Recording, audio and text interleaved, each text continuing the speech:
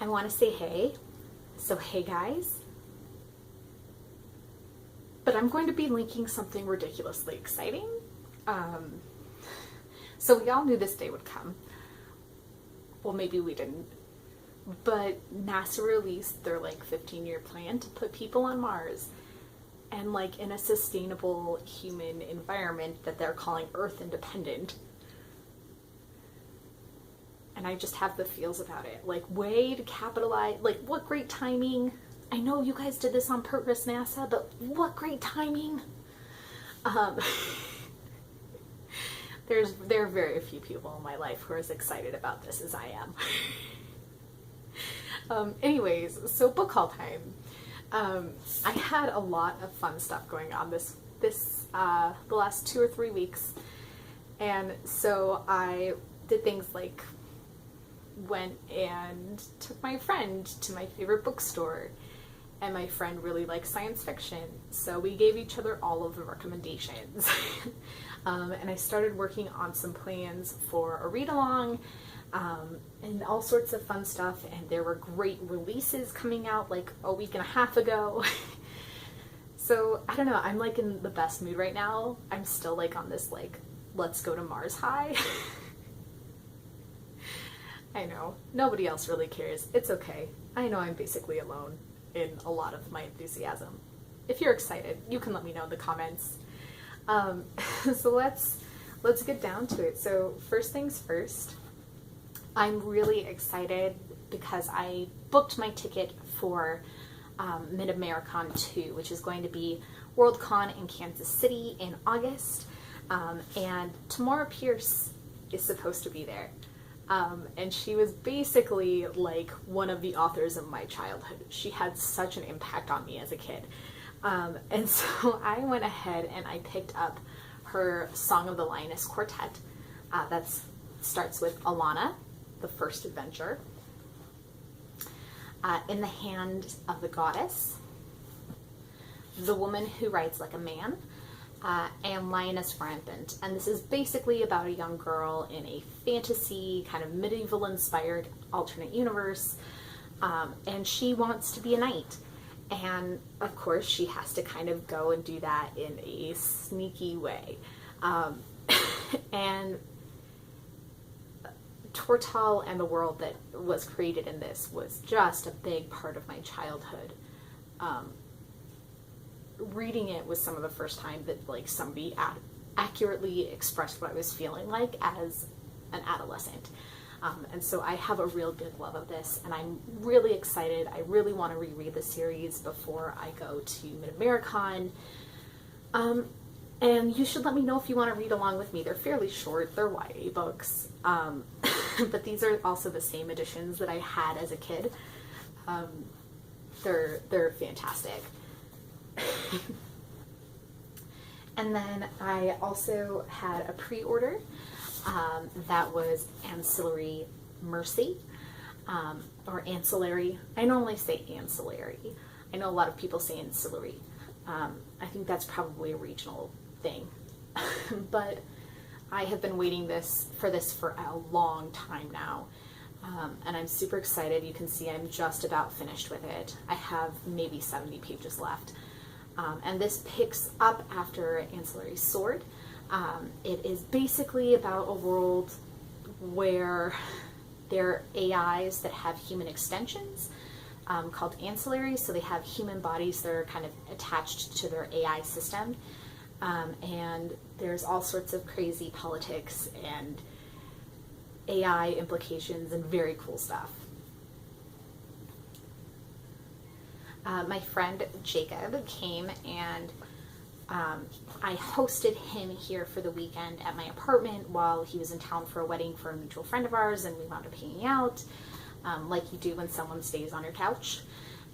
And to thank me for letting him stay in my horribly messy apartment, he gave me a copy of Roche Limit. I picked up in my last comic haul, I showed you Roche Limit, and it was a couple of single issues, and they were for a follow-up to this particular series, and I hadn't picked up this trade yet, and he brought it to me because he's fantastic and overly generous, basically. And then, of course, I had to take him to my favorite science fiction bookstore. It's always fun to have like an in real life friend who loves science fiction. And we had just a blast. We've both gone there together before, but it's always fun. And I wound up picking up a couple of different books, 5 that particular time. So I have been wanting to read Luna, A New Moon by Ian MacDonald for a while, and I found a used copy. It's in fantastic condition. Just somebody read it. Why would you? But it's beautiful. I wound up saving like more than 50% off the ticket price. And I'm really excited to read this because I know Joe over at Final Blow Joe had a lot of good things to say, and it sounds like everybody really who's reviewed it has liked it. So that's always a good thing. I had been listening to Galactic Suburbia maybe an hour and a half before we left. And they, this last week, were talking about Stars in My Pocket Like Grains of Sand. This is by Samuel R. Delany. And this is really, it sounded really, really interesting. And I'll link Galactic Suburbia below. And when I went, I didn't think that they would have a copy of this. I don't know why, because their Delany selection is fairly good. But when I saw it, I just had to pick it up. I have been reading through Terry Pratchett's Tiffany Aching books. So I picked up I Shall Wear Midnight. This series is about a girl who is becoming a witch. And she is learning about how being observant can kind of sometimes be better than magic, and how magic can be really mundane. There's this line that Pratchett uses quite a bit in it where it's, just because you know how something works doesn't mean it's not magic. And this is just such a funny series. I have been loving it. So I picked up, I think this is the 4th book in it. I have to pick up the 3rd, but I know I'm going to finish reading it. I want to read these probably, I want to be done with the series by December, but we'll see how that goes. I picked up Bitter Greens by Kate Forsyth. This is a Rapunzel retelling, which is kind of cool.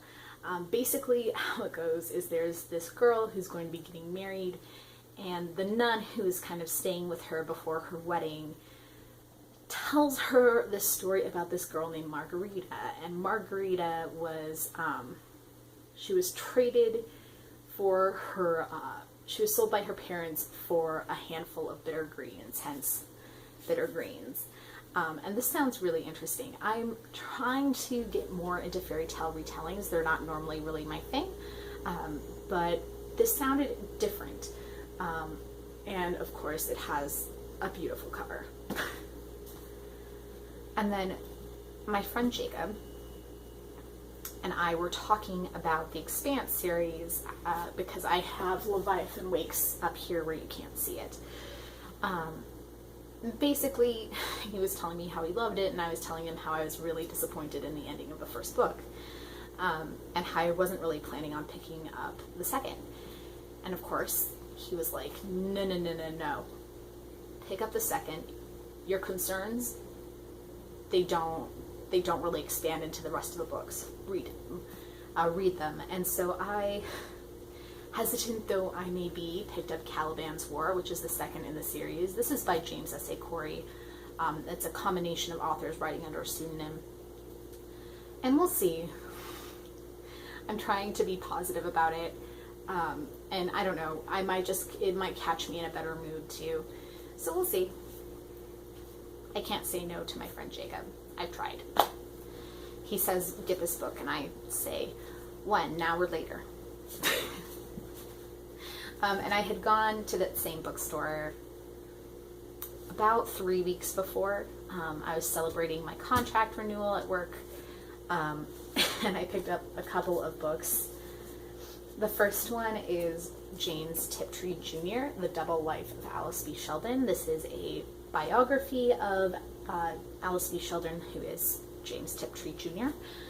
This is written by Julie Phillips and just sounded interesting. I've been wanting to learn more about Tiptree and Sheldon. She wrote under both names, I think, eventually. but she sounded always to me like a really interesting person. So hopefully I will learn a lot and I will get to know her more. I picked up a book that I'm actually really excited about. It's called Rocket Girl. This is about Mary Sherman Morgan, who was the first female rocket scientist in the US. And one, it's a fantastic cover. But also I think it's just going to be a really interesting story. This is something that she is not someone I know a lot about. And so I'm excited to add that to kind of the collection of knowledge that I am learning about space and science and all sorts of fun stuff like the history of space programs and space technology.